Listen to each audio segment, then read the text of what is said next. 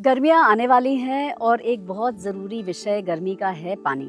और गर्मियों में हम कैसे खेती करें, पानी कहाँ से आएगा और हम सिंचाई कैसे करेंगे। नमस्कार, मेरा नाम है मनीषा लाट गुप्ता और मैं आनंदा पर्माकल्चर फार्म चलाती हूँ और मैं एक पर्माकल्चर टीचर भी हूँ। अब मेरे से कई लोग ये पूछते हैं कि आप अपनी क्यारियों में, अपने बेड में, अपने खेतों में पानी कैसे देते हैं। कई लोग तो ये भी सोचते हैं कि ये जो हमने कुआं बनाया है ये सिंचाई करने के लिए बनाया है। तो आज मैं ये वीडियो सिर्फ पानी और वर्षा के बारे में बात करना चाहती हूँ ताकि आपको एकदम समझ आए कि पृथ्वी में पानी कहाँ से आता है और इस पानी का हमें क्या करना है और किस तरह से हम खेती कर सकते हैं कम पानी के साथ। पहली बात तो ये समझिए कि जो आपका पानी है वो सिर्फ और सिर्फ वर्षा की वजह से आता है। चाहे वो आपके बोरवेल में से निकल रहा है, चाहे आपके कुएं में से निकल रहा है, चाहे आपकी नहर में से निकल रहा है, चाहे आपके तालाब में से निकल रहा है, ये पानी आया है वर्षा की वजह से।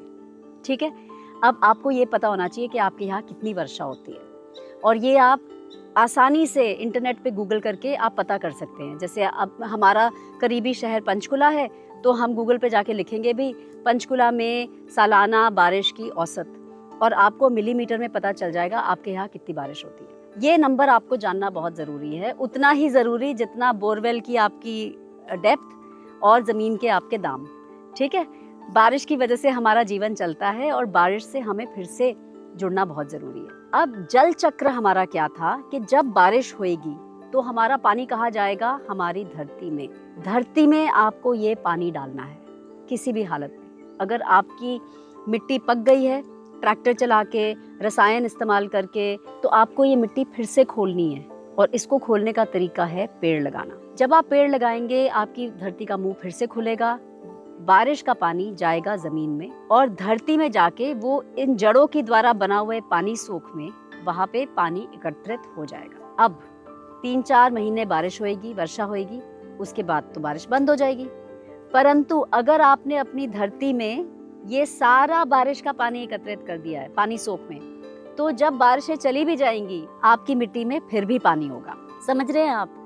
और अगर आपकी मिट्टी में पानी है तो आपके पौधों की जड़ें खुद ब खुद इस मिट्टी में से अपना पानी ले सकती हैं। आपको इस सिस्टम पे लौट के फिर से आना है। पहले मैं समझा दूं आप क्या कर रहे हैं। आप क्या करते हैं कि आप तो बोरवेल का बटन दबाते हैं और उसमें से पानी निकल आता है, या आपके पास नहर है, नहर का पानी है, उसका आप मोटर लगाई हुई है, मोटर का आप बटन चालू करते हैं, उसमें से पानी आ जाता है। और क्योंकि आपके पास इतना पानी है आप फ्लड इरिगेशन कर रहे होंगे, मतलब नालियाँ सी बना के खेतों में सारा आप पानी की छोटी छोटी नालियाँ वहाँ पे चला रहे हैं। अब इतना जब आप पानी इस्तेमाल करते हैं तो ज़्यादातर पानी आपका वेस्ट हो रहा है। एक तो ये प्रॉब्लम है और दूसरी प्रॉब्लम ये है कि इससे खरपतवार आती है। ज़्यादा पानी से हमेशा आपके खेतों में खरपतवार आएगी और फिर आपको लेबर लगानी पड़ेगी खरपतवार निकालने के लिए। जब आप खरपतवार खाली करेंगे तो आपकी मिट्टी सूख जाएगी, फिर आप फिर से फ्लड इरिगेशन कर रहे होंगे और फिर इस फ्लड इरिगेशन से फिर से खरपतवार आएगी और फिर आप उसको फिर से निकाल रहे होंगे लेबर लगा के। आपने अपना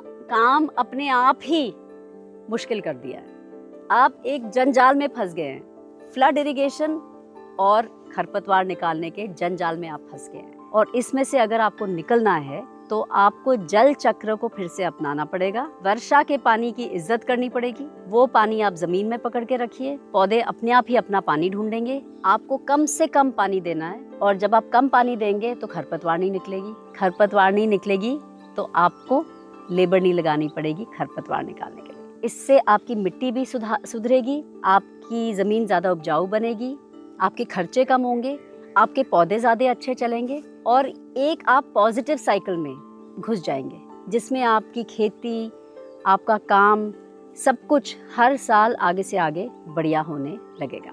तो हम अपनी ज़मीन पे पानी कैसे देते हैं?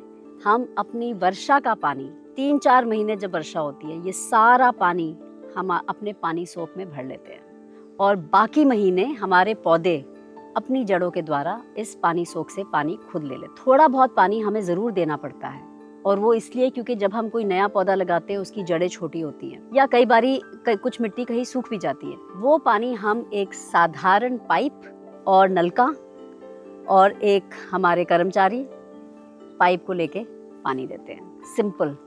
और मेरे ख्याल से पड़ोसियों के मुकाबले में हम केवल 10% बोरवेल का पानी इस्तेमाल करते हुए। इससे आत्मनिर्भरता आती है, मिट्टी अच्छी बनती है, पानी का खर्चा कम होता है। इसमें इतने ज़्यादा पॉजिटिव्स हैं, तो मैं सजेस्ट करूँगी कि आप कम से कम थोड़ी सी जगह लेके इस टाइप का काम शुरू करिए। पहला आपका स्टेप होगा पानी को वापस ज़मीन में डालना। पेड़ लगाएं, पानी रोकें और पॉजिटिव तरह से जल चक्र में आप जुड़ जाइए। आज के लिए बस इतना ही। अगले सोमवार मैं आपको फिर से मिलूंगी और अगली बारी पानी देते हुए ज़रूर सोचिएगा कि मैं कम पानी दे सकता हूँ, मैं कम पानी से काम चला सकता हूँ, क्योंकि पानी एक ऐसी चीज़ है जो जल्द ही ख़त्म हो जाएगी और इसके ऊपर हम सबको थोड़ा सा चिंतित होना चाहिए। चलिए, अगली बारी फिर मिलेंगे। आज के लिए इतना ही। नमस्कार।